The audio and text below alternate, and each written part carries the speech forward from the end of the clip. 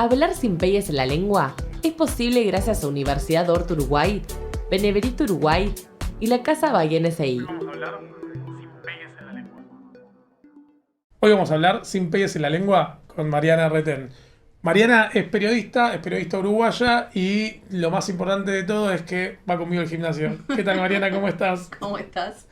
La verdad es esa, sí, me conoces del gimnasio y un día te diste cuenta de que era periodista porque me viste por ahí cubriendo algo, fue así. En realidad, sí, te vi en el acto del Día del Holocausto, de Yom HaShoah, sí, en una comunidad, y dije, no puedo creer, ella va conmigo al gimnasio. Y yo con vos hablé del gimnasio lo más tranquilo, sin saber que eras como famosa y glamour. No, famosa no, glamour sí, pero es por mi naturaleza, famosa no. Acá en Uruguay los famosos son otra cosa. Bueno, la cuestión es que después me di cuenta que por eso muchos del gimnasio te hablaban como hola, ¿qué tal? Como cholulos ahí. Y yo no entendía por qué la gente te hablaba como hola, ¿qué tal? ¿Cómo le va? Y yo, ¿qué? Viene al gimnasio como todos. De eso nunca lo noté, que me ¿No lo hablaran así notaste? como cholulos, no, la verdad que no. A veces la gente lo que hace es que te pregunta como cosas, o sea, de las que no tenés nada de ganas de hablar después de que terminaste de hacer una cobertura muchas veces, pero la gente, pero bueno, de eso estoy acostumbrada, ahora el cholulismo no me parece. Bueno, para mí sí. ¿Sí? Porque lo asocié cuando te vi. ¿Entendés? Cuando descubrí quién era, dije, con razón la gente se comportaba así. Tengo varias preguntas para hacerte. Dale. Si alguna obviamente me decís está mal encarada porque vos no sos periodista, lo voy a entender. ¿Sí?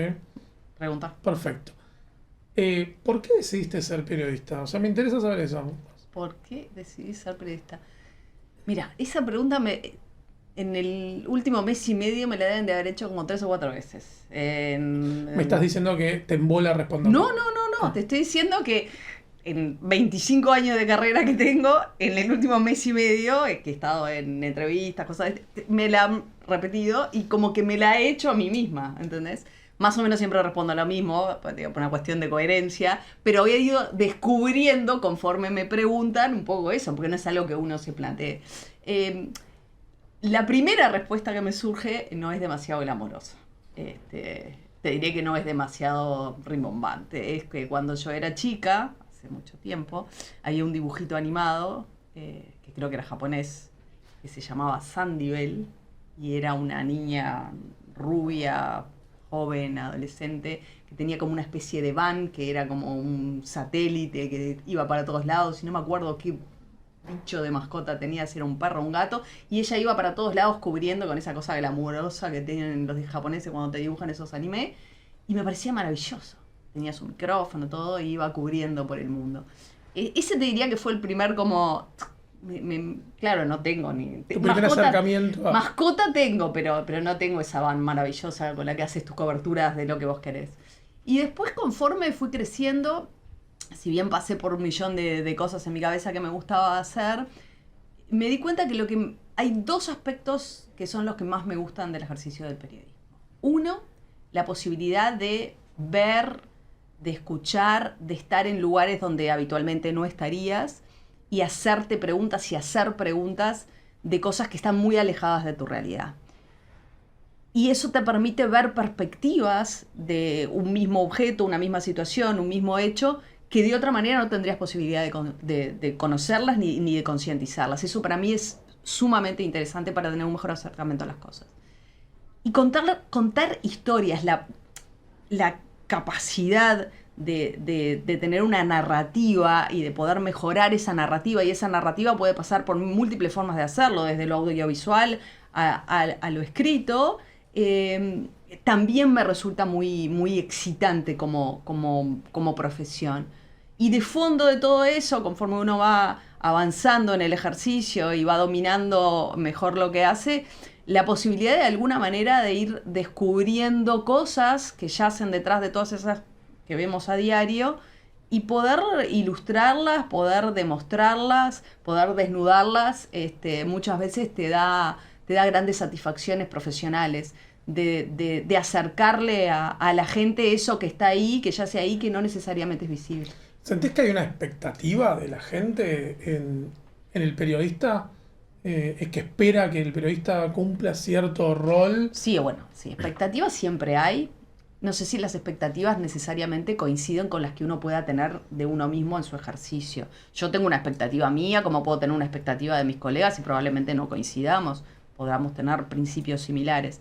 Muchas veces lo que pasa cuando uno conversa, trato de conversar mucho con la gente que me pregunta y demás, es que hay un entendimiento diferente de la concepción de lo que es el periodismo y de la concepción de lo que es la comunicación a veces, y a veces hay como una confusión muy grande. Para mí la primera cosa que me gusta aclarar, que es una de esas preguntas recurrentes y que a mí no voy a decir que me molesta, pero no me gusta.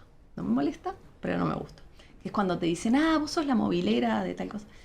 La palabra no me gusta. Porque ser movilero es como que agarras un micrófono, vas por los lugares y vas hablando. Y eso no es periodismo. Vos podés ser periodista y estar haciendo un móvil periodístico sobre determinadas cosas. Podés ser movilero y simplemente estar en un lugar y contar que están los pajaritos y hacerte el gracioso. Y es muy válido, pero me refiero, no es lo mismo. Entonces, lo que yo suelo decir es, yo no soy movilera, yo soy periodista. Hoy hago esto, antes de hacer esto hice otras cosas. Entonces es como especificar que no es el mismo rol, porque a veces pareciera como que si te pones adelante de una cámara, todos más o menos son los mismos macacos. Y yo no soy un macaco, ninguno de los que estamos atrás, pero la exigencia que yo puedo tener para conmigo y para el ejercicio de lo que hago no es la misma que la que puede tener alguien que lo que se dedica es a hacer chistes o lo que se dedica es a contar cosas de forma coloquial. O sea, es como diferente el peso y a veces entiendo que muchos profesionales pierden como esa línea y se sienten cómodos. Yo en lo personal no me siento cómoda porque creo que por un tema de respeto por la audiencia, para que sepa que cuando estoy ejerciendo mi profesión tengo que ser rigurosa o procurar serlo y acercar la información de la mejor manera posible, entonces no me gusta que exista esa confusión. Es distinto si yo me siento ahora a charlar contigo y hacemos chistes y conversamos y yo dejo ver cuál es mi lado y cuál es mi personalidad, pero yo ahora no estoy ejerciendo, no le estoy contando nada a la gente para que se vaya a su casa y reflexione. Bueno, perfecto. Entonces, yo quiero ver entonces cuál es tu lado y tu personalidad.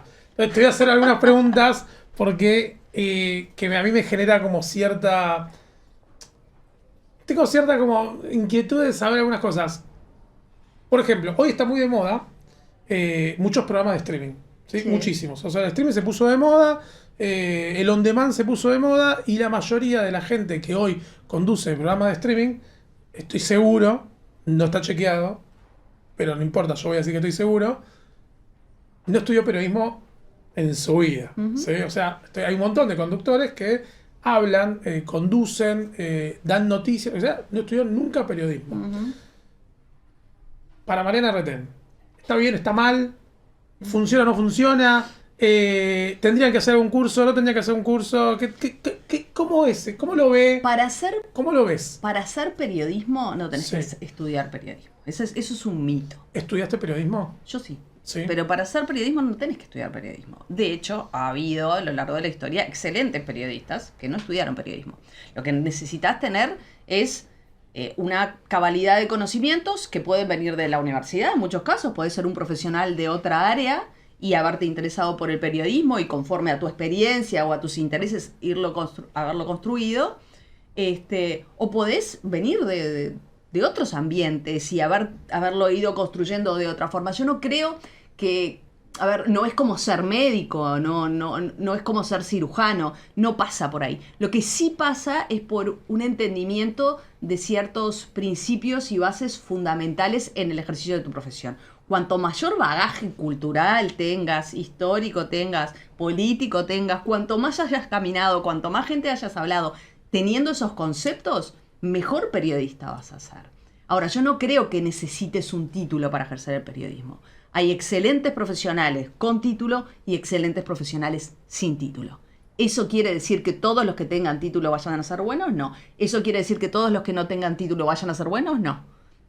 Cada uno, de acuerdo a sus capacidades, al esfuerzo y al entendimiento que tenga de la profesión, el ejercicio que hará. Pero no hay una regla en eso como podría verla en otros casos. Si a mí viene un cirujano y me dice me va a operar y que no tiene el título, le voy a decir muchas gracias, pero no. Uh-huh. En el periodismo no es así y creo que no debería ser así. Yo creo que puede haber una excelente profesional, vos me contabas que venís de humanidades, Sí. ¿no? Vos podrías perfectamente el día de mañana ponerte a ejercer el periodismo. Quizás no vas a ser el mejor periodista que quiera ser al primer año o al segundo. Tampoco lo va a ser un periodista que recién egresó. O sea, el ejercicio del periodismo se hace ejerciendo el periodismo. Ok. Y hablando del ejercicio del periodismo, contame alguna nota que te haya embolado a hacer. Que te diga, Mariana, vamos a hacer tal... No puedo contar eso porque pierdo mi trabajo, ¿no? No puede ser, nos encanta el A ver, chisme. A ver, te decía, yo empecé a trabajar en los medios en el año 90 y... Estoy repasando, 97. Aquí hay gente que recién nacía en este lugar. Imagínate que desde entonces a esta hora he pasado por muchas situaciones diferentes. Sí, obvio que me ha pasado. También ha habido cosas que he pensado que me iban a embolar y me he sorprendido o aprendido un montón.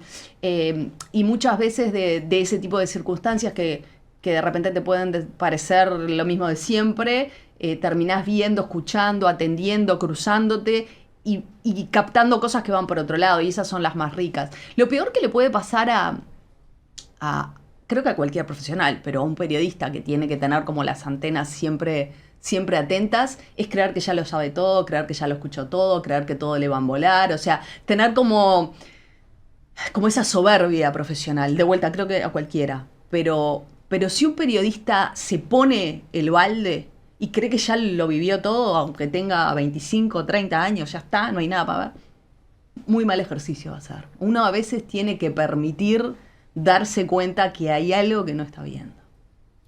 Entonces, en ese hay algo que no está bien, en temas éticos, ¿sí? Yo te pregunto, ¿te pasó, no me digas qué, pero te pasó de, por ejemplo, enterarte de algo que quizás es importante y le puede cambiar la vida a gente o le puede arruinar la vida a alguien, y decir, no lo voy a contar porque no me corresponde a mí, o no es el momento, o... ¿Me explico por dónde quiero ir? Creo O sea, yo he visto a veces que por decir la primicia, algunos periodistas pierden cualquier tipo de escrúpulos y anuncian la enfermedad de tal persona o lo que sea, sin que la persona se lo haya dicho ni siquiera a su familia, ¿no? No me pasó. Nunca ejercí el periodismo desde esa perspectiva. No soy una persona de primicia. Debo decir que no lo soy ahora y no lo fui nunca. A mí, y ahora que vivimos en un mundo con mucho más rush, donde difícilmente en los medios convencionales puedas tener una primicia porque todo surge con mucho más velocidad en redes y demás, pero antes, cuando todavía eso era como muy importante, tampoco es lo que más me importa. A mí lo que más me importa es mi conciencia, siempre, en todos los órdenes de mi vida. Pero en el ejercicio profesional, a mí me gusta irme a dormir tranquila. Que hice lo mejor que podía hacer en la circunstancia en la que estaba. Entonces, vos me preguntás, a ver, en un momento vos tenés un dato, lo das, no lo das. Para mí lo más importante cuando yo voy a decir algo es que yo esté tranquila de que lo que voy a decir es lo mejor que sé en ese momento y que vale la pena decir. Y pero a veces el programa no te va a decir, no te lo digo pero a veces no pasa que los mismos productores dicen, no, nosotros necesitamos tirar la data que no va a decir nadie. No, en los medios en los que yo he trabajado, yo trabajé en diarios, trabajé en radio, he trabajado en televisión, he trabajado acá y he trabajado en Estados Unidos. Por la forma en la que yo trabajé y en los lugares donde yo ejercí, nunca nadie me presionó para que diera algo si yo no lo tenía suficientemente chequeado. Es más, te voy a decir, cuando ha pasado, porque yo estoy arriba de lo que voy a decir. Yo no digo algo que me dice otro que es así. Cuando vos conducís de repente y estás en un noticiero, estás en un lugar donde tenés productores que son los que te lo acercan, puede darse esa circunstancia porque vos no necesariamente tenés ese margen para poder rechequear lo que te están dando y das por bueno lo que tus colegas te dicen que es así. Yo en general, como normalmente tengo esa chance de poder rechequear, siempre estoy rechequeando. Y me han dicho, no que nada que tuviera implicancias hacia una persona, pero sí hacia un gobierno o hacia una circunstancia particular, me han dicho, mirá, esto es así, vamos a darlo. Venís ahora en... Y yo tengo esa cosa de que, ¿estás seguro? Bueno, no, me lo pasa a fulano. Entonces yo empiezo, ¿viste? Antes, ¿cuánto tengo? 2 minutos. 2 minutos empiezo. 2 minutos hago maravillas. Y si no me cierra, no lo doy. O sea, si no me cierra de verdad, no lo doy. Y he salvado cosas así, porque tenés instinto. ¿Podés perder alguna? La podés perder, pero yo duermo tranquila. Y con eso he salvado cosas que colegas han salido a decir que estaban mal. ¿Y por qué? Y no sé, porque no tengo el rush por eso. Tengo el rush por otras cosas. Por ejemplo, ¿qué cosas así que me vuelven loca y sí quiero sacarlas y sí quiero algo que nadie está viendo? Está ahí. Hace días está ahí. Y todo el mundo lo mira de este costado. Y a mí empiezo a pensarlo de otro lado. Entonces y entonces me dicen, no vale la pena, no es por ahí. Y yo le doy. Hasta que encuentro algo que realmente el interés a veces, todo el mundo está preocupado de verlo de este lado. Y si lo mirás de este lado, hay otra cosa. Entonces, a mí no me vuelve loca la primicia. Me vuelve loca el fondo. Hay mucha gente que está muy preocupada de tener el titular, de dar el boom, de ser el primero. A mí me gusta contarte toda la historia. Y que cuando yo termine con esto, prácticamente no haya una pregunta que vos tengas que yo no te pueda responder. Eso es lo que a mí me gusta. Porque a mí me gusta entender. Y muchas veces te van a decir, vos, pero, no sé, llega un documento, son 300 páginas, viene el resumen que te mandan, ¿no? La gacetilla, el resumen. Entonces muchas veces vas al lugar y te dan la gacetilla. Yo, no, la gacetilla no. No, pero ahí está todo, tienen 300 páginas. Sí, dame las 300. No, pero no te va. No, pues dame las 300 páginas. Porque yo no quiero el resumen que me hizo otro. Que capaz que lo hizo bárbaro, yo no lo discuto. Pero yo lo quiero ver yo. Quiero juzgarlo yo, quiero entender yo qué es lo más importante para mí. Entonces, yo tengo esa manía. Mi manía es para ir a fondo. Mi manía es tener mejor entendimiento y darle contexto a las cosas. No, si vos me decís si yo alguna vez tuve un problema por dar un rush, por dar un titular, no. A mí la adrenalina no me pasa por ahí. Capaz que otro colega que le pueda pasar por ahí, sí. ¿Y sabes dónde más te das cuenta de eso? ¿Y dónde más expuesto estás en periodismo en eso? Cuando te toca cubrir policiales. Policiales son la noticia más trampa del planeta. ¿Por qué? Porque generalmente recién pasó. Porque generalmente tenés fuentes que tienen muy poquita información. Vos podés tener al policía que estuvo ahí, que tiene el reporte. Podés tener a un vecino que pasaba, al dueño de un comercio. Y con eso, si tenés suerte que te abren esos tres, te haces la composición del lugar. Tienes que armar la noticia con eso. Pero ¿cómo armas la noticia? Sabiendo que lo que tenés es la nada. ¿tá? Entonces, siempre tenés que ser cuidadoso.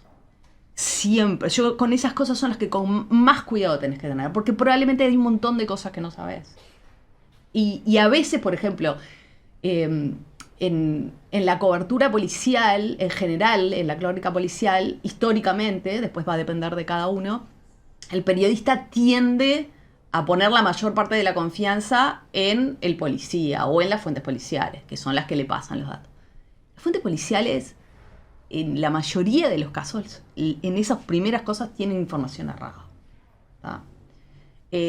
Y siempre, cuando vos te jugás un poquito de más, le podés cerrar. Entonces, ahí sí te voy a contar una anécdota.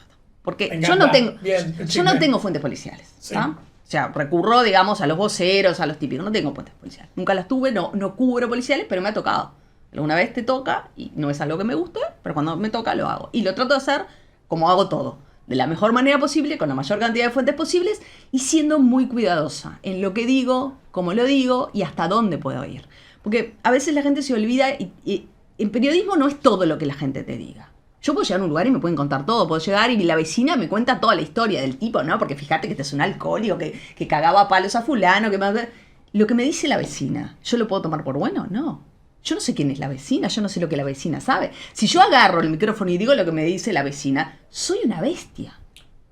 Pero es la mejor parte de la nota. No, o sea, a mí me pasa... No, porque porque no es cierto. Bueno, pero a mí me pasa... Yo que soy de los que les gusta el chisme, yo soy de los que me gusta cuando... ¿Y usted, vecina, qué opina? Ah, no, este es un alcohólico. ¿Y usted qué opina? Esas partes son divertidas. Son ¿sí? divertidas, pero no son constructivas. Y si yo soy un profesional y lo que quiero es que el usuario final, sea mi audiencia, sea mi escucha, sea el lector, yo quiero que tenga la visión más cercana posible a lo que pasó. Porque para hacer ficción me dedico a escribir para Netflix, que soy buenísima escribiendo ficción. Uh-huh. Pero no trato de alguna... A ver, si vos dejás que eso permee cada vez que vas... Y si vos lo que querés es vender y hacer eso, en realidad estás haciendo un muy mal ejercicio periodístico. Capaz que te tendrías que dedicar a otra cosa. O sea, Pero si vos querés ejercer como periodista, tenés que saber que el 80% de lo que la señora te dice no te sirve. Lo que te sirve la señora que te diga. Cuando usted estaba ahí, ¿qué vio? ¿A qué hora llegó? ¿Qué datos tiene? Lo demás de lo que la señora piensa del tipo, de cosas... Es fantástico, todos pensamos. ¿Pero me aporta algo en los hechos? No me aporta.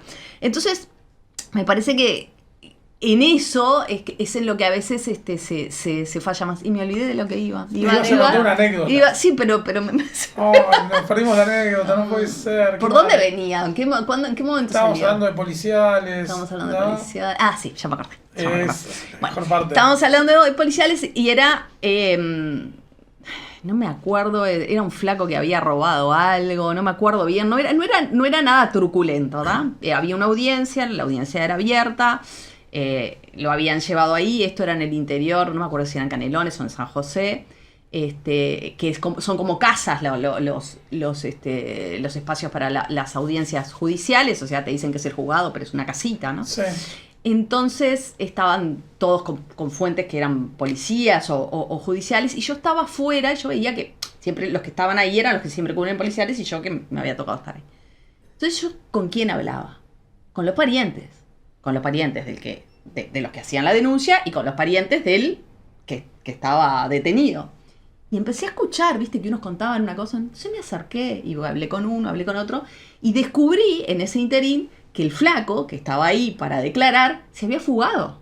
Mientras lo estaban esperando para ir, los otros que estaban cubriendo, eran como 4 otros periodistas que estaban cubriendo, todos confundidos, los milicos, no iban a contar que se les escapó. ¿Entendés? No estaban diciendo si no fugó. Lo que me cuentan son los familiares. Entonces, cuando vengo con mi salida en vivo, yo arranco contando toda la historia, bueno, de acuerdo a lo que me cuenta fulano, de acuerdo a lo que me cuenta Mengano, habría pasado esto se dio así.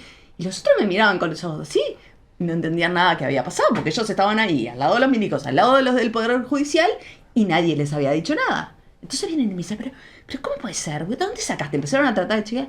No, le digo, yo estaba acá hablando con la gente. Nadie, ninguno, había tenido el reflejo de tener ese otro lado. ¿Entendés?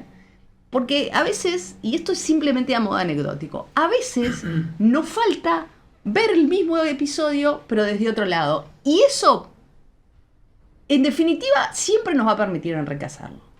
A veces lo que pasa también, y de vueltas en el ejercicio profesional, y nos puede pasar a todos, que tenemos ese sesgo de confirmación, ¿no? O sea, nosotros nos hacemos una composición del lugar de cómo es la historia, todos lo tenemos, es nuestra naturaleza.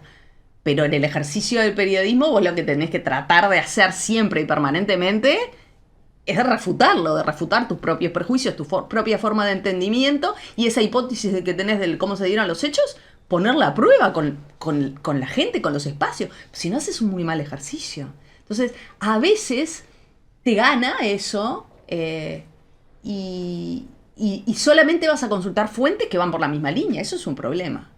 Porque si yo solamente hablo con la gente que sé lo que me va a decir y que pensamos todo lo mismo, difícilmente esté construyendo algo que sirva para el debate y que sirva para tener un mejor entendimiento de quienes están enfrente y piensan distinto y hacen las cosas de otra manera. Entonces, yo creo que en el ejercicio de periodismo es siempre un desafío en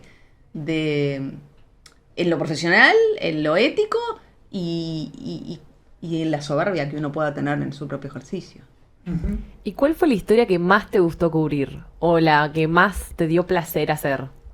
Y yo después te quiero preguntar si hay alguna, además de la que pregunta Orly, si hay alguna que te angustió, que te costó salir al aire. Sí, tengo de las dos. ¿Qué más me gustó hacer? Hay muchas, pero hay una en particular que la voy a contar por cómo se dio. Para explicar un poco a veces cómo se construyen las historias. Te voy a contar dos, porque son de dos periodos distintos y la voy a hacer cortita. Una que fue cuando recién empecé a ejercer el periodismo, hace muchos años, creo que fue, no me acuerdo si fue en el 99 o en el 2000, yo estaba trabajando en el diario El País, y probablemente quienes me hayan escuchado alguna otra entrevista mía van a ver que digo lo mismo porque realmente me marcó. no es que me quiera reiterar, pero realmente me marcó. Y es que yo iba en ómnibus todos los días al diario a trabajar. Y era una época en la cual siempre subían al ómnibus a vender bonos colaboración para merenderos. Siempre. Los bonos salían 2 pesos. Me acuerdo clarito, pues yo todos los días aportaba para los bonos colaboración para merenderos. Y los guardaba. Me guardaba los bonos. Y entonces en los bonos te decía una dirección, el funcionamiento del merendero, y supuestamente participabas de un sorteo, ¿tá? Por, no sé, una cafetera, un televisor, lo que fuera. Y como yo siempre colaboraba, tenía bonos de todos los que había. Entonces, un día dentro de esas cosas que proponés notas fuera de agenda, porque no hay nada que me guste a mí que las notas fuera de agenda, porque la agenda me gusta hacérmela yo. De eso, de que nadie está viendo. Y dije, che, qué interesante esto, ¿no? Porque ¿cuánta plata moverán? ¿Cuántos gurises irán? Voy a empezar a ver qué hay atrás. Desde la mayor ingenuidad lo hice. O sea, yo no pensé que atrás podía no haber nada. Yo era una guacha, era una vejiga, y pensé que atrás yo iba a encontrarme con los niñitos que iban al merendero, con el sorteo. O sea, realmente lo hice desde la mayor ingenuidad. Pues me encontré con otra cosa. Me encontré con que de los que empecé a llamar, prácticamente el 80% no existía. La plata no iba a ningún merendero. Cuando ibas a los lugares, en esos lugares no había nada. Entonces armé, me acuerdo, fueron como 3 notas de tapa sobre eso, que dejé al descubierto que no existía nada. Me gané Ya no podés subir más al ómnibus. No. Ahí viene la que nos escrachó. Me gané una amenaza de muerte, o sea, todo lo que te puedas imaginar. Yo tenía 25 años, vino un tipo a amenazarme de muerte al diario. Y realmente eso lo hice desde la mayor ingenuidad. O sea, y fue una de esas cosas que me dio placer dentro de lo profesional. No me dio placer encontrarme con esa bajeza humana. Sí. Pero sí tener ese entendimiento que desde mi profesión podía llegar a ver esas cosas, podía llegar a desnudar esas cosas y de alguna manera entender que podía aportar algo. Eso creo que fue una de mis primeras revelaciones. Poco después me di cuenta que duraba poco, ¿no? Porque, no sé, habrá pasado un mes o mes y medio y estaban de vuelta vendiendo los bonos en el ómnibus y la gente seguía comprándolos. O sea que la duración de eso es poca. Pero en los hechos, esa fue la primera vez que visualicé que uno podía llegar a tener impacto haciendo ese tipo de trabajo. Y después otra más reciente, que fue, si no me equivoco, en el año 2019, que fue un episodio que hubo en ese momento con el agua en Canelones, no me acuerdo en qué, creo que era en la zona de Ciudad de la Costa, por ahí. Que hubo un episodio, que fue un día en particular, que hubieron varias publicaciones en Facebook y demás de gente como que el agua la había quemado cuando se había ido a bañar y que el agua tenía como ciertas características. Yo no me acuerdo si una persona llamó al canal o algo por el estilo, pero eso pasa todo el tiempo, la gente llama al canal y... Entonces en esas cosas que llaman, alguien dijo, llaman, sí, yo vi una publicación, no sé, alguien quiere hacer algo, entonces dije, dámelo a mí. Entonces yo agarré y dije, yo soy muy maniática. Yo dije, dámelo a mí, pero habría que ir. Digo, yo llamo y voy y tanteo, porque hablaban como de que se habían ido a atender a tal lado, no sé qué.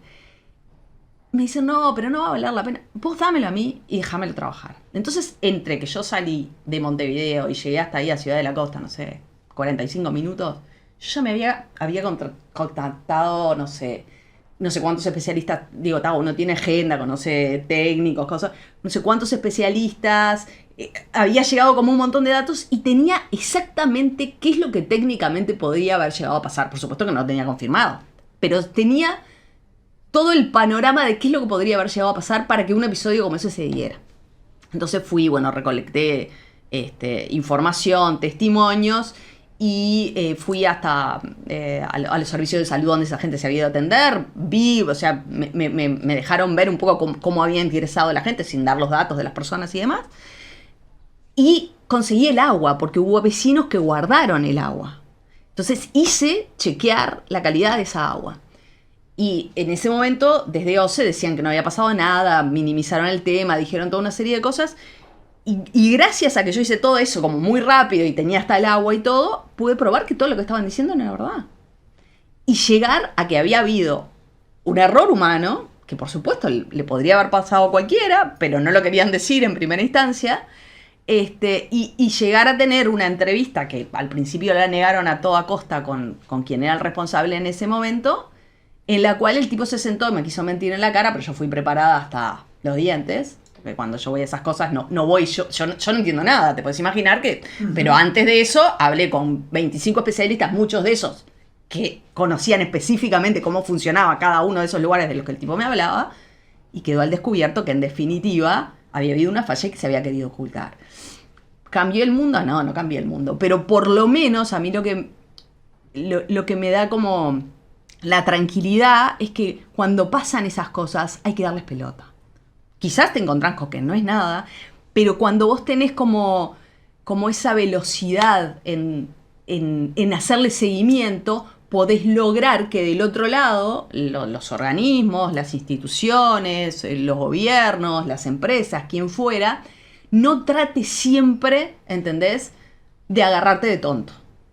Y reconozca las cosas, o sea, nadie está a salvo ni de los errores humanos ni de los errores tecnológicos, pero lo que siempre tiene que primar es la honestidad, con todas las reservas y los cuidados que se quieran tener, pero la honestidad. Entonces, me parece que cuando uno puede ejercer el periodismo con ese nivel de tratamiento del tema, te da esas satisfacciones. Eso no quiere decir que después las cosas no vuelvan a repetirse o que haya muchas cosas que no veamos, pero esas satisfacciones están.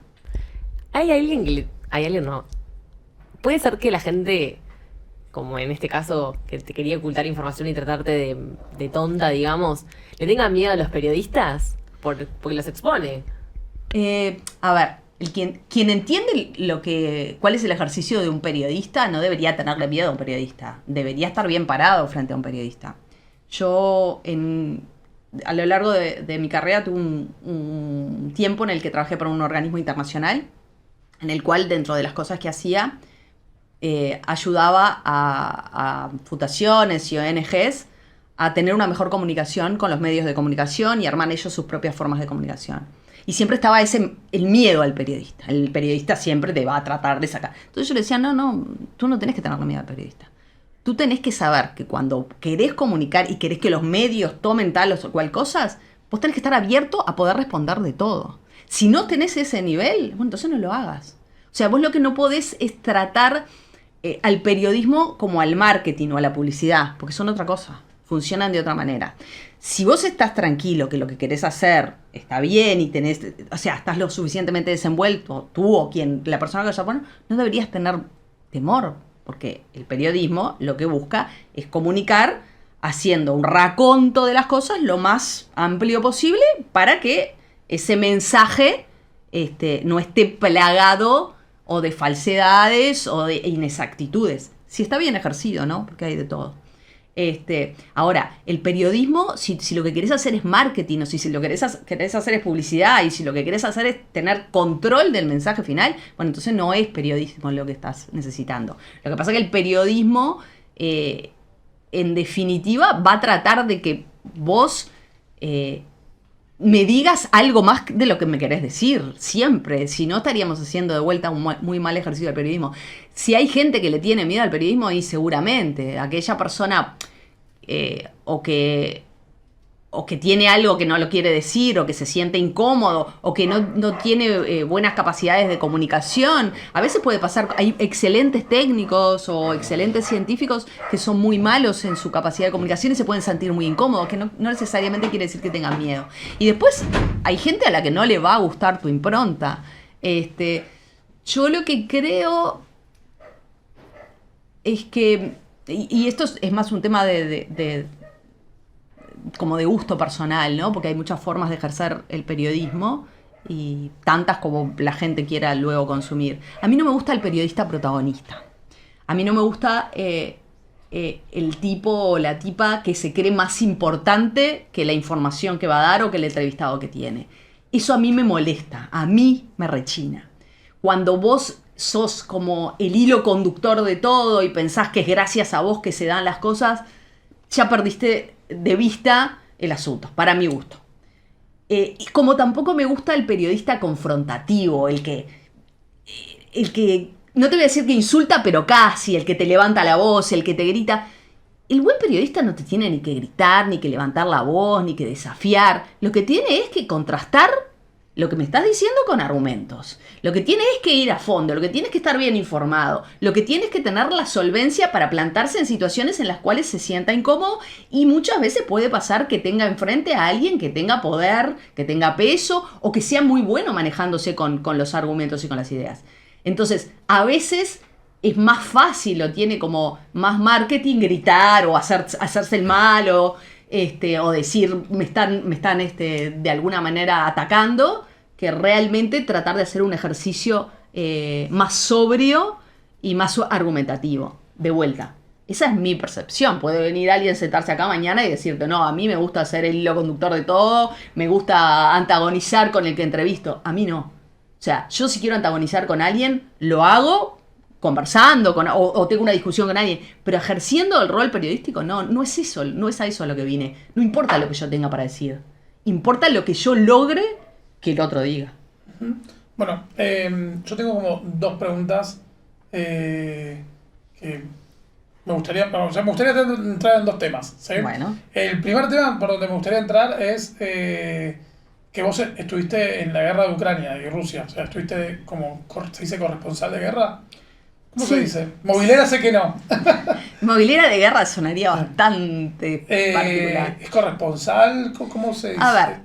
¿Te hay una forma Sí, técnica? corresponsal sí. En los hechos hay una diferencia muy grande entre un corresponsal de guerra y un periodista recién aterrizado en la guerra, que fue lo que fue a hacer yo. Porque Sí. un corresponsal de guerra, como tal, es un profesional que tiene años haciendo ese tipo de coberturas, que probablemente esté preparado para esos riesgos, que haya vivido otras situaciones, que tenga una red. O sea, casi te diría que son un clan y son tipos como muy sólidos en lo que hacen y tienen contactos y tienen otros elementos para hacer un ejercicio muy solvente de su tarea. Ok, entonces, metámonos ahí, ¿no? O sea, a mí me pasa esto, estamos en una época del mundo que está compleja. Uh-huh. O sea, no solamente es Rusia, es Ucrania, es Israel con Hamas, Uh-huh. y un montón de conflictos, o sea, hay un montón encima de conflictos de guerra que se están dando en diferentes lugares del mundo, de los cuales tampoco hablamos, ¿no? Uh-huh. Sí. Pero es verdad de alguna forma que el tema de Rusia-Ucrania abrió una puerta en el último tiempo, sobre todo en el mundo occidental, de pensar que había conflictos que habían quedado abandonados y que volvieron a aparecer de la nada. Entonces, yo te pregunto, vos que estuviste ahí, primero, ¿cómo lo viste? ¿Qué me podés decir de eso? O sea, ¿qué te impactó? ¿Qué no te impactó? ¿Esto tiene fin? ¿No tiene fin? ¿Lo ves a largo plazo? O sea, también estuviste con el presidente de Ucrania encima. Entonces, te quiero consultar un poco de esas cosas. Bueno, vayamos por partes entonces. ¿Cómo lo vi? Espantoso. Siempre cuando uno mira un conflicto, una guerra desde lejos, lo ve de lejos, lo ve como algo que pasa en otro lado, lo ve como algo que afecta a gente que nunca va a conocer ¿no? Y más viniendo de Uruguay, que es un país donde, si bien hubo guerras y muy sanguinarias, por suerte no nos tocó vivirlas. El tema es que cuando uno llega ahí, se da cuenta que ya la guerra forma parte de la realidad de esa gente. Entonces lo que más asusta, creo que es darse cuenta que en una sociedad occidental, como vos decías, con la cual uno se siente fácilmente identificado, porque es la realidad como la de cualquiera de nosotros, donde la gente se levanta, va a trabajar, lleva a sus hijos a la escuela, la gente mayor se junta a tomar un tecito de tarde, o sea, tienen su vida común y corriente. Bueno, esa gente se acostumbró a vivir en un marco de guerra donde suenan las alertas todo el tiempo y donde si tenés mala suerte te cae una bomba arriba. Y eso asusta porque pasaron casi 2 años, se van a cumplir en febrero, y esa sigue siendo la realidad. Y cuando uno consume información de una guerra desde lejos, no tiene como mucha idea de que esa es la realidad de la gente. Y lo más terrible es que existe ese nivel de acostumbramiento. Vos me decís cuánto va a durar eso, yo no tengo ni idea, porque analista de guerra sí que no soy. Todo indica que tiene para un buen tiempo más, porque Europa y Estados Unidos apostaban a la contraofensiva ucraniana, que no fue al nivel que hubieran querido, por más que supuestamente fue ganando espacios. Y Ucrania consume cada vez más recursos que requiere para poder sostener las defensas militares. De orden, en definitiva, esto de lo que habla es que los conflictos bélicos están muy lejos de haber desaparecido de la realidad del mundo en el que vivimos hoy. Y que cuando uno se acerca a esos lugares y habla con la gente, se encuentra con las mismas bases probablemente que las que existían 100, 200, 300 años atrás. La gente lo que quiere defender es su tierra, es su identidad, es su familia, es lo que entiende que le pertenece. Y las formas que hay también de infundir el miedo son las mismas, ¿no? Es esa destrucción de las cosas que a la gente le dan sentido de pertenencia, ese infundir miedo en las familias, esa separación, esos quiebres. Es como una cachetada muy grande a veces a esa realidad casi de casa de Barbie en la que vivimos, en la cual la gente se puede preocupar por la calidad del café o si el pan es de masa madre o no es de masa madre, ¿no? Yo creo que a veces uno tiene que salir un poco de esa burbuja y entender que la realidad del mundo en el que estamos insertos, que además es mucho más cercana de lo que uno piensa, hay cosas que realmente todavía están en la base de la convivencia, del respeto, de la sana libertad que se necesita para que los seres humanos podamos vivir y tener una buena calidad de vida y sistemas donde la convivencia realmente sea factible.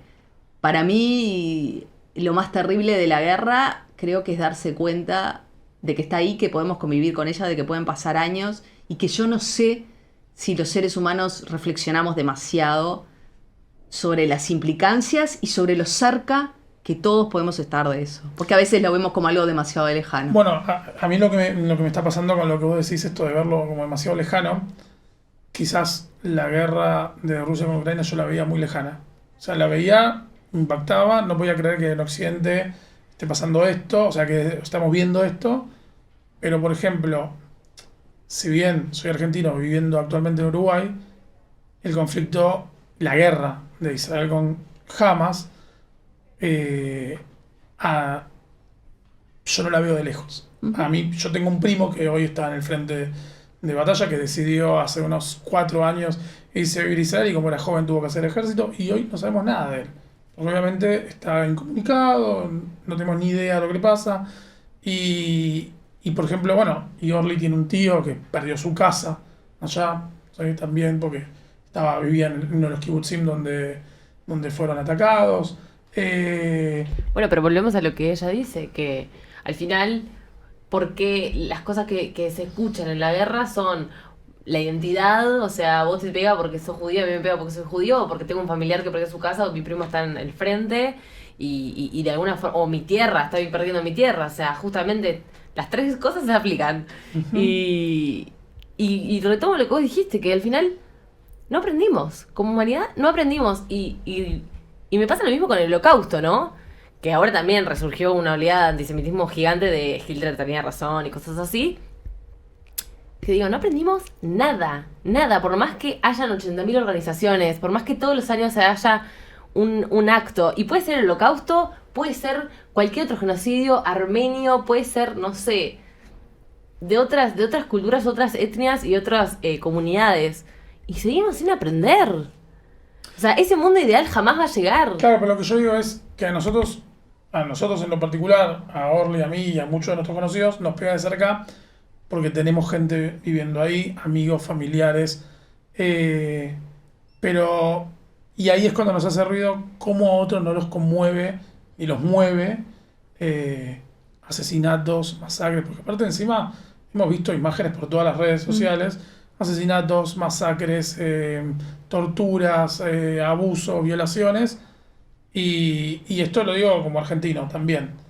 Hay 22 argentinos secuestrados y no es noticia. No, yo creo que sí es noticia. Nadie dice nada. Yo creo que sí es noticia. Yo creo que cualquier ser humano que se ponga una mano en el corazón y que realmente se informe, va a entender de que es una situación absolutamente terrible la que está ocurriendo en estos momentos, y que no es un tema de elegir bandos, que me parece que es lo que ha pasado, sino de entender. Y creo que es más fácil elegir bandos que entender, y por eso en esa simplificación que se ha dado, se da como ese resurgir que decías tú del antisemitismo, y en el no hacer un seguimiento real de qué es lo que está pasando, real dentro de lo que se sabe, porque lógicamente en el marco de una guerra la información que va surgiendo es con cuentagotas y viene limitada por diferentes motivos, y uno tiene que tomarla de esa misma manera, y a veces lo que se hace en esas interpretaciones es tomarla sin esos filtros y tomarla de vuelta desde una perspectiva que tiene mucho más que ver con lo ideológico o con ciertos prejuicios que con un entendimiento a cabalidad de cuál es la realidad, con la cual uno tiene que ser muy cauto. Yo creo que lamentablemente en el caso de la guerra de Israel con Hamas, igual que en el caso de la guerra de Ucrania con Rusia, muchas veces lo que se dan son posicionamientos sin conocimiento. Y esos posicionamientos de vuelta tienen mucho más que ver con construcciones mentales o emocionales, o explotación de esas mismas posiciones por parte de partes interesadas que pueden tener sesgos políticos, económicos y demás, por llevar agua para su molino. Y como se trata de temas tan complejos en los cuales se apela a lo emocional y no a lo racional, suelen darse ese tipo de fanatismos. Por eso digo que eso es lo más triste de lo que pasa en estas situaciones. Pasa en muchas situaciones más, pero en estos casos quizás es cuando se ve con mayor virulencia y cuando se ve el impacto que pueden llegar a tener. Creo que además vivimos en una época donde escenarios como las redes sociales y los niveles de desinformación que circulan, que son una plaga directamente, no facilitan eso, y probablemente sean motor de muchas de esas movilizaciones que se puedan presentar como multitudinarias, que de fondo, o sea, de base, de origen, probablemente tengan muy poca cosa, muy poco raciocinio. Todo eso es muy preocupante. Y por eso creo que hace falta más y mejor periodismo, porque creo que sirve. Pero, entonces, hablando de eso, ¿vos no sentís que hay tiene que haber como un recambio de la estructura de la información? O sea, ¿vos sentís que el periodismo tradicional está bien, está correcto? No sé lo que es el periodismo tradicional. Ahí vas a empezar con problemas. No sé, yo no sé qué es el periodismo tradicional. Yo tengo un problema con esas formas de visualizar el periodismo. Quizás porque ya tengo muchos años en lo que hago y no me dejo llevar por las luces de colores, ni por las nuevas tecnologías, porque hoy es el periodismo de datos, es el periodismo de esto, me da igual, porque el periodismo es múltiples personas trabajando, procurando dar información de calidad, tratando de llevar tantas perspectivas como puedan, contrarrestándolas, contraponiéndolas con las de otros, siendo lo más honesto posible con el lugar desde donde estaba, el momento en el que lo vio, lo que le dijeron, lo que escuchó. El periodismo de verdad y el periodismo de calidad y el periodismo pasional, porque si no tenés pasión probablemente hagas un trabajo muy inocuo, lo que procura es acercar eso de que la gente no tiene a mano de la mejor manera posible para que las cosas se gesten. Porque, a ver, siempre hay como, con el periodismo hay como muchos entendimientos, creo que todo el mundo cree saber de periodismo como todo el mundo cree saber de fútbol. No, opinólogos hay por todos lados. Pero a lo que voy es, el periodista no es el superhéroe, no es Clark Kent. El periodista no está para cambiar el mundo. Digo, si no, yo ya a esta altura te digo, poner las cosas y a los 3 minutos la gente se olvidó. No es eso. Vos, en realidad, para lo que estás es casi que para hacer un servicio público. Vos respondés, primero que nada, a tu conciencia y a tu ética, y después a que tengas llegada con la gente y le lleves el mejor producto que puedas generar en ese lugar y en ese momento. Si vos no tenés claro que ese es tu rol, entonces probablemente estás haciendo otra cosa. Si a vos lo que te importa es pararte frente a una cámara, verte lindo, tener mucha gente que te siga, que te citen, cada vez que salís en una entrevista decir que gracias a vos hay un mejor país, probablemente el periodismo no sea lo tuyo.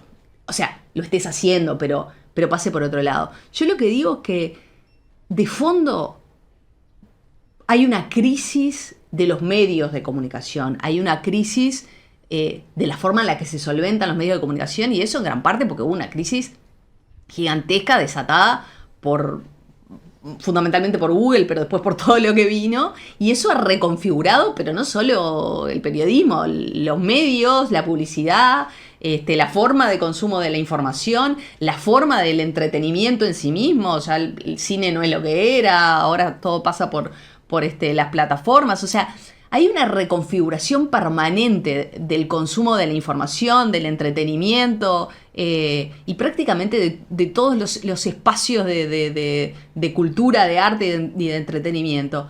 Eso no quiere decir que la esencia esté en crisis. Están en crisis las plataformas, están en crisis los canales, están en crisis la ruta por la cual eso va, no el fondo. Y creo que el problema está cuando te embelezás tanto con esas nuevas tecnologías, con las redes, cuando te importa tanto más el formato que el fondo. A mí el formato me preocupa poco si yo tengo el fondo. Si yo no tengo el fondo, no quiero el formato. O sea, yo para poner la cara y decirte la hora, no quiero el formato, no me interesa. Si no tengo nada para decirte y si lo que tengo para decirte no tiene la calidad suficiente, no me interesa tener voz. El problema es que muchas veces hay confusión. Y hay gente que le interesa más tener voz, aunque sea para opinar, aunque sea para dar rumores, aunque sea para sembrar odio, que realmente para tratar de hacer un ejercicio profesional de calidad. Claro, a ver, en algún momento, yo me acuerdo, por lo menos en Argentina, estaba muy de moda los paneles, ¿no? Como...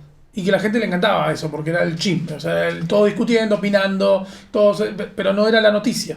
Pero los paneles son entretenimiento. O sea que a veces hay una confusión, ¿no? A ver, eso existe, si mirás los programas... Ay, perdón, pero tengo un cansancio ya a esta hora. Sí. Si mirás los programas, no sé, de la televisión americana, latinos, existen ese tipo de programas de paneles desde la década de los 70, los 80, y la gente decía cualquier cosa. Tenés esos juicios mediáticos que va un juez que no es un juez de nada y la gente dice disparates, y cuanto más...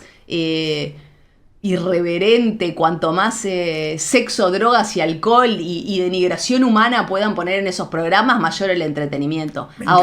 Ahora, eso no es periodismo, eso es entretenimiento. Y la gente que va ahí, si ella está de acuerdo con ir y exponerse y decir eso, y hay alguien del otro lado que lo consume, eso es otro tema. O sea, me parece que a veces hay una mezcla. Eso es entretenimiento. Hay adultos que son conscientes de lo que van a hacer y exponen sus miserias ahí, y hay unos que dicen un disparate, otros que dicen otro, se sacan el cuero, bueno. Pero yo lo que te digo es, cuando vos tenés que ejercer un rol periodístico y tenés que acercarle a la gente información verificada para que tome decisiones que son trascendentales en su vida, que pasa por lo económico, pasa por la salud, pasa por dónde va a vivir, pasa por quién va a votar, vos tenés que ser súper cuidadoso. O sea, vos no los vas a manipular, porque ninguna persona, por lo que vos le digas, ojalá, que los influencers ahora parece que le dicen algo y la gente va y lo hace, digo, ninguna persona en su sano juicio, por lo que un medio le diga, un periodista le diga o un artículo que lea, va a tomar la definición. No, ojalá que sean muchos, que sea una acumulación, que sea esa posibilidad de ver distintas cosas. Lo que digo es que cuando vos lo producís o cuando vos te pones frente a una cámara o cuando vos estás armando un guión, vos tenés que tener esa ética de fondo.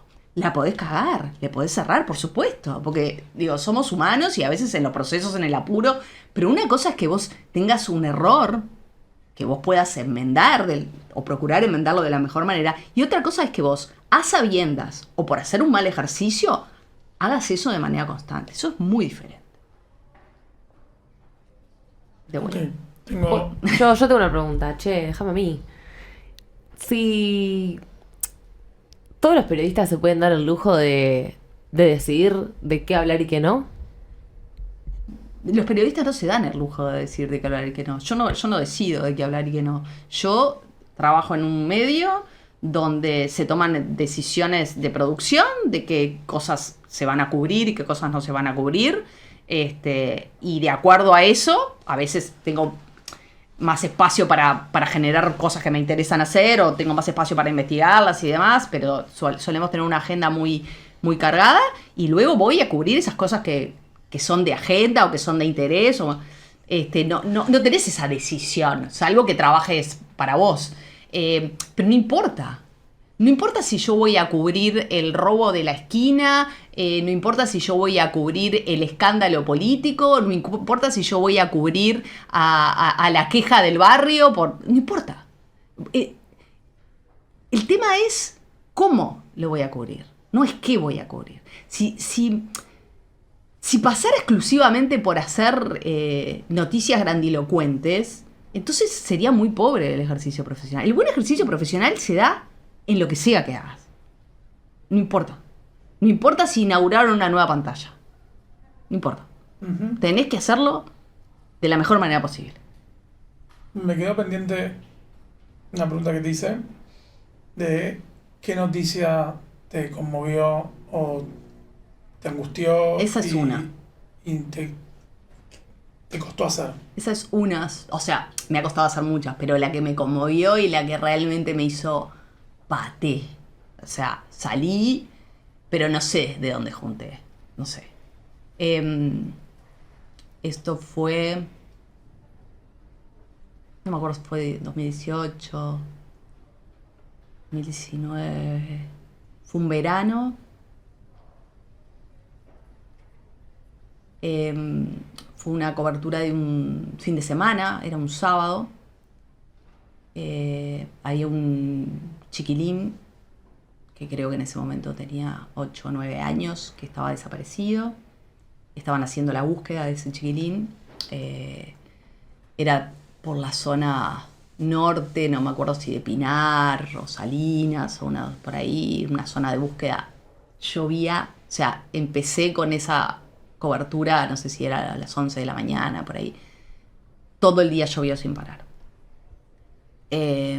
Hice nota con la madre, con el padre, con los que estaban haciendo la búsqueda. Una cosa espantosa. Cuando hice nota con la madre ya quedé hecha bola. Yo, en ese momento mi hijo tenía la misma edad. Y todo indicaba que el desencadenante iba a ser terrible, ¿no? Nada, fuimos para un lado, fuimos para otro, íbamos siguiendo cómo era la búsqueda. Me embarré hasta... Estaba absolutamente empapada de punta a punta desde las 11 de la mañana hasta que empezó el noticiero a las 7 de la tarde. Arrancó el noticiero, todavía no se sabía, pero todo indicaba que el desenlace iba a ser el peor, iban siguiendo ciertas pistas.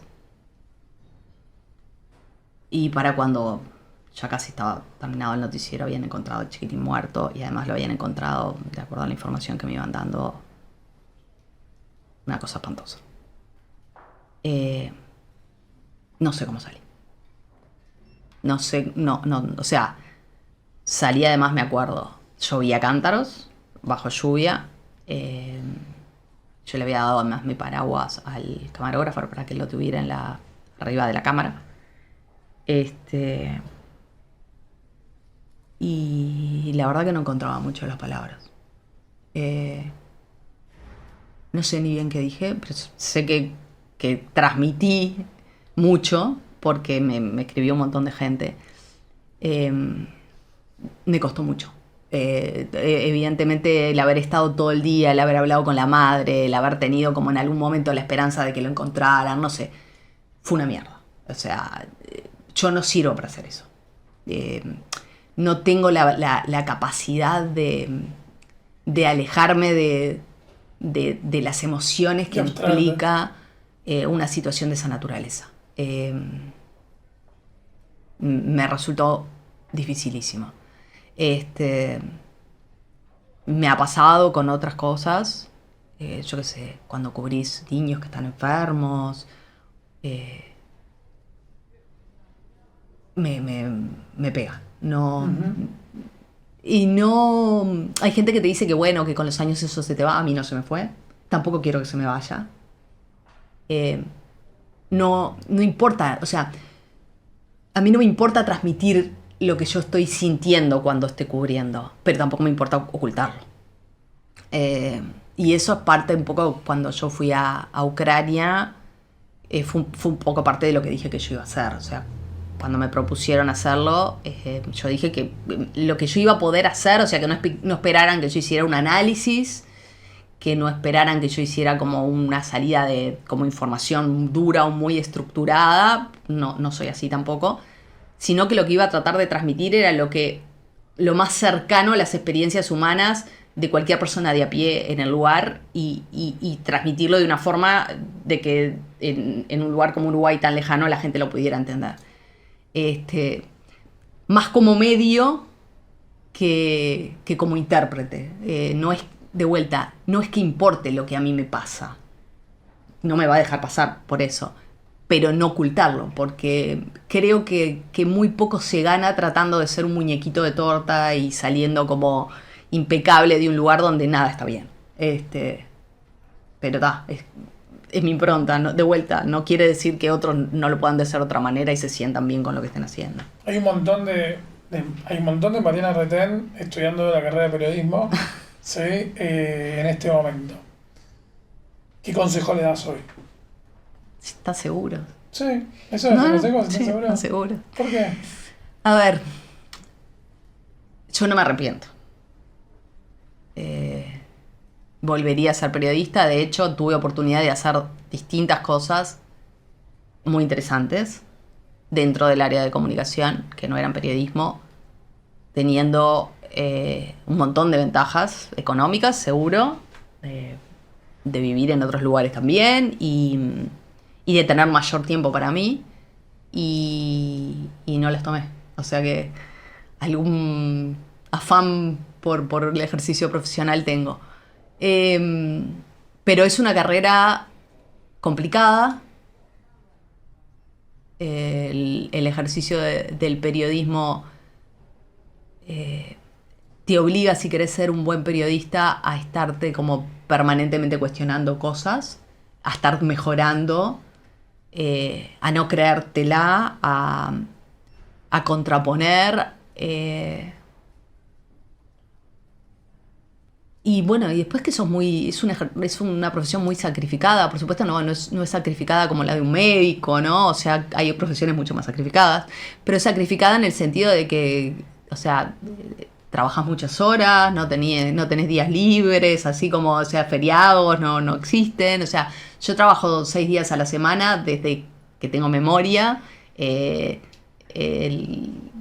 El fin de año del 99 a 2000 trabajé toda la madrugada, registrando el primer niño que naciera en el nuevo siglo. Trabajás los 25 de diciembre, trabajás el 1 de enero. Es un full life. Si te dijera que me cuesta, te miento. Yo estoy acostumbrada. Y mi marido también es periodista. Entonces, como que eso en nuestra relación no es un tema. Pero para el que todavía no entró en eso, capaz que lo tiene que tener en cuenta. Y después que claro, que si lo que te gusta a veces del periodismo, a veces es esa cosa de el protagonismo o estar en cámara o cosas, capaz que no es por ahí, capaz que es otra cosa dentro del entretenimiento, capaz que pasa por otro lado. Y si realmente estás convencido que lo querés hacer, bueno, entonces dale. Y aparte, los periodistas nunca dejan de ser periodistas. Tengo una muy buena amiga que está estudiando, está por recibir, está trabajando también en un medio y tirás un dato importante, se le ocurre una idea para una nota, pasás, no sé, por el carrito de no sé dónde del Parque Rodó y dices, pará que voy a pedir el contacto por las dudas, por si voy a hacer la nota de esto, no sé qué. Pará, es fin de semana, no estás trabajando, pero no, ella siempre No, periodista. el periodismo siempre está ahí, no. Siempre, es full time. No se descansa. Sí, se descansa, pero la mente la trabaja. cabeza trabaja, sí, la cabeza trabaja. Sobre todo, si realmente lo vivís como una forma de entender, de tratar de entender la realidad, que no es la única, ¿no? El periodista también tiene que leer de la academia, de la ciencia, tiene que refutar sus propias formas de entender las cosas, tiene que sentarse a hablar con sus fuentes, pero no para escribir algo, sino para tener un mejor entendimiento de los contextos, de cómo se trabaja. Pero el que lo vive así como que realmente lo disfruta, es como que siempre en tu mente estás como creándote algo. Después hay que ver cómo sale, pero sí. Y para cerrar, ¿cuál fue el momento que descubriste que sos la periodista que querías ser? Nunca. ¿Nunca? No, el día que descubra eso, espiché. Sí. Pero, yo qué sé, ¿no? O sea, tengo tantas cosas que quiero hacer, tantas cosas en las que me gustaría meter cuchara, tantas cosas que me frustran el día de que no puedo seguir. No. No llegué, no. ¿No? No sé cuál es la periodista que quiero ser. Quiero ser cada día mejor que la que fui. A veces no lo logro. A veces, como en todos los órdenes de la vida, uno tiene mejores y peores días, pero no. No sé tampoco si estoy más cerca o más lejos. Tengo mayores claridades.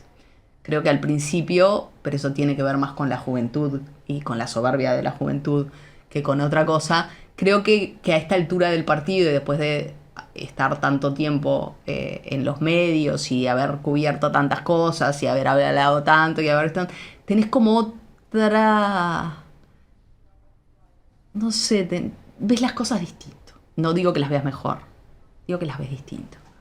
Pero si te cuentan un chisme, ¿vas a fondo? ¿Con un amigo? No soy chismosa. Soy periodista, no soy chismosa. No me dejo llevar por los chismes. Los rumores enseguida. Maldición. Me pasa al revés. Yo soy chismosa, no soy periodista. Enseguida, cuando me cuentan algo, y esto es en serio, no joda, viste que en una amiga te juntás, ay no, porque viste que. Y dices, ¿quién te contó? Pues lo primero, ¿quién te contó? Porque. Te sale la periodista. Claro, pero no es que, ay, en serio, ay, no me digas, porque a mí. No, me sale pará. Entonces empezar, no, pero eso que vos me estás diciendo, o sea, siempre trato no me quedo con el chisme, ¿no? O sea, mato al que me quiera contar el chisme, pobre, ¿no? O sea, está. Pero me gusta ahondar. No sé. Soy un embole, va. Yo soy de los que quieren tener amigos periodistas como para mandarle WhatsApp, digo, chequeame, ¿está chequeado esto? Leí esto, ¿es verdad? Eso me interesa. Mira, a mí me da mucha gracia pensar, mis papás murieron los dos hace unos años, pero cuando yo recién empecé a trabajar en un diario, tenía información de primera mano, escribía todos los días, cubría distintos temas, pero hablaba con las fuentes, tenía los datos. Entonces hablaba con mi padre, que era muy común, y él me decía, no, porque tal cosa, no, papá, pero mirá que no es así, porque en realidad, no, le digo yo, me decía, vos, escuchá una cosa, te estoy diciendo, y no había forma. El hombre no creía que yo sabía de lo que estaba hablando. Bueno, ahora creo que ya me daría pelota. Sí. Sí. Bueno, está muy bien. Suele pasar con los padres igual. Sí. Mariana, muchas gracias. No, por favor, gracias a ustedes, un gusto. Si te gustó, seguinos en Instagram en @lacasabyNSI y suscríbete en YouTube y en Spotify en la cuenta de Sin Peyes en la Lengua.